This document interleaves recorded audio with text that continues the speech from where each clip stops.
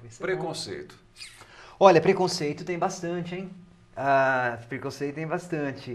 Algumas pessoas que estão assistindo, inclusive, devem ter feito parte das pessoas que, quando eu era criança, me insultaram na rua, né? Vovô, Rato Branco, Papai Noel, né? Isso eu sempre ouvi. E há alguns comentários muito desagradáveis. Isso eu ouvi, mas no meu caso em específico, eu consegui superar isso através de sucesso profissional, né? Eu já sou muito respeitado, não só aqui, mas também em São Paulo, onde eu fiz doutorado na USP e tal. Então eu tenho trabalhos meus de tradução que são lidos em universidade americana. Quer dizer, eu tenho professores da USP que, antes de irem para dar conferência em universidades americanas, pedem que eu traduza o texto para eles lerem lá. Quer dizer, então eu consegui vencer isso, aumentar a minha autoestima através de sucesso profissional, e, enfim, educação, sucesso acadêmico. Mas é muito complicado o problema do preconceito, porque isso atinge as pessoas geralmente quando elas são crianças e adolescentes, né? Então, para aqueles albinos que não tiveram a mesma possibilidade de educação e sucesso profissional que eu tive, isso pesa bastante. Eu sinto agora que vários têm entrado em contato comigo, eu sinto que muitos deles têm uma autoestima assim lastimável. Ouvir uma ofensa quando criança e quando adulto tem a diferença, que a criança, o discernimento é muito menor do que um adulto. Exato. Em criança machuca, né? Porque a criança acaba acreditando naquilo. Eu hoje em dia, quando eu ouço, é raro hoje em dia, né? Até porque como eu já tenho mais de 40 anos, tenho 42, já estou ficando velho, então acho que muita gente confunde o cabelo branco com acho que ele deve ser um velhinho, então eu não escuto mais. Mas às vezes ainda passa, assim, alguém, não era necessariamente aqui, mas em algum lugar, né, que eu vá, ai, coitado, ou nossa, que feio. Hoje em dia isso não me afeta, porque fala, bom, coitado é só um doutor pela USP, coitado nada, coitado é de quem está falando isso, ou ninguém vai querer, coitado que feio, eu já descobri que tem quem queira, e gente muito interessante, que eu até queria que queresse e quis, então, até queria que eu queresse, foi bonito, né, até queria que eu quisesse e quis, então, quando a sua autoestima melhora, né, você começa inclusive a se colocar diferentemente em relação ao mundo e tal. Mas o preconceito pesa, sim, pesa bastante. Mas dá para ter uma vida normal, isso que é importante. Dá. Eu viajo, né, para o exterior, viajo dentro do Brasil, sozinho, sem problema nenhum. Quer dizer, sem problema nenhum. Se eu não enxergo uma placa, por exemplo, eu uso o método mais simples e lógico que existe. Ou eu me aproximo da placa para tentar ler, ou eu peço para alguém, olha, você pode ler para mim porque eu não estou enxergando.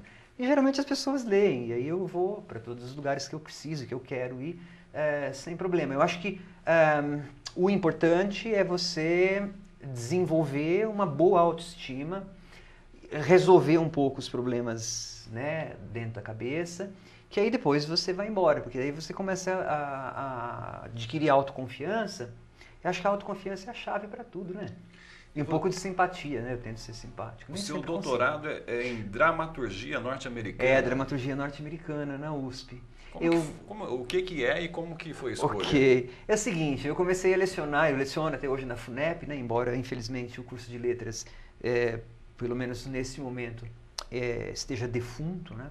Na faculdade, na FUNEP, mas eu comecei a lecionar lá em 96 e eu tinha um prazo de 3 anos para iniciar mestrado para garantir o meu lugar como docente na faculdade. Então, aí, como a minha área é inglês, eu decidi partir para a área de estudos, não de língua, embora eu seja professor também de língua, eu queria partir para estudos literários, estudos de texto e tal.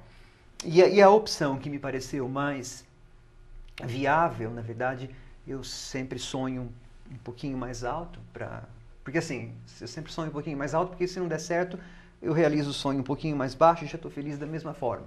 Mas aí eu chutei alto e falei assim, não, eu quero fazer na USP, porque a USP, para mim, é a melhor universidade desse país. Na verdade, assim, isso está no ranking mundial, né, de universidades. A universidade brasileira mais bem colocada é a USP. Então, eu coloquei como objetivo assim, bom, existem outras cidades aqui até perto, tal, que tem pós em literatura americana, né? Mas eu falei, mas eu quero ir para a USP, até porque eu sou de São Paulo, eu conheço lá, tenho amigos, tal, prefiro.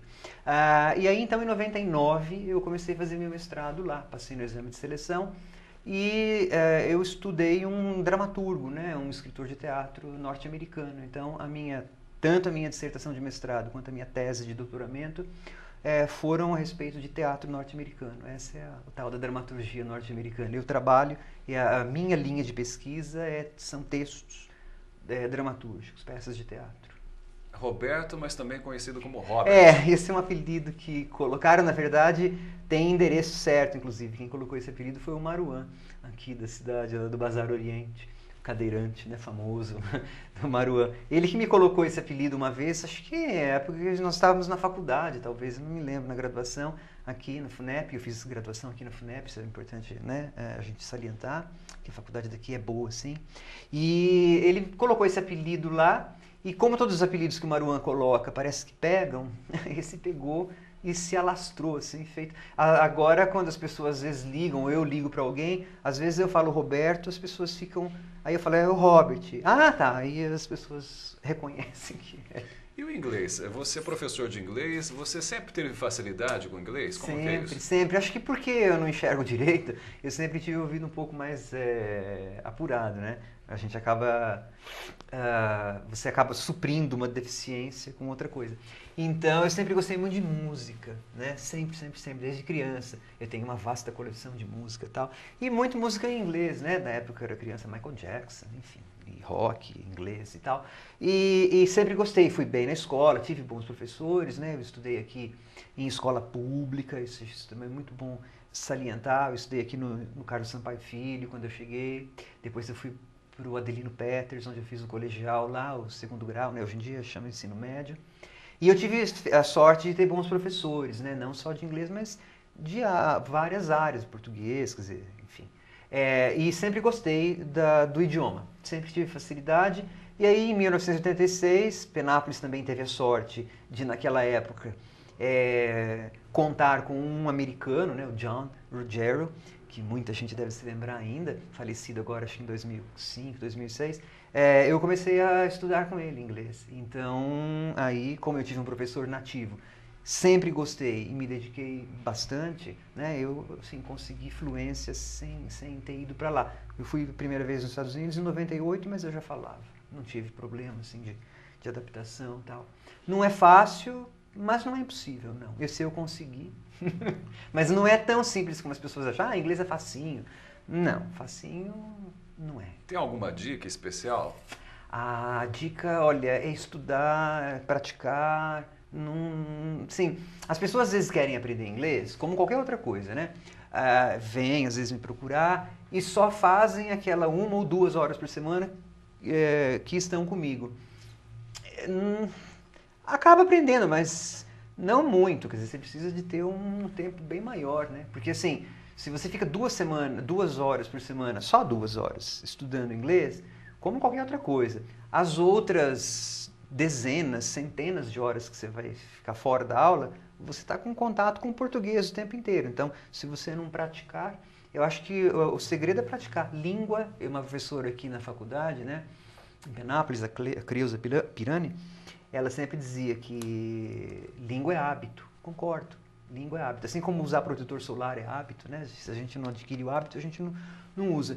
Língua também é. Então, assim, a dica matricule-se num curso de inglês com algum professor bom, mas estude. E hoje em dia, para quem tem condições, alguma condição, hoje em dia está bem mais fácil do que na minha época, né? Hoje em dia, para quem tem condições, tem internet, tem TV a cabo, enfim. Quem está assistindo essa entrevista, por exemplo, tem TV a cabo. Então, logicamente, tem condições de ter internet, de ter acesso a uma série de coisas que eu, por exemplo, não pude ter. Então, tá.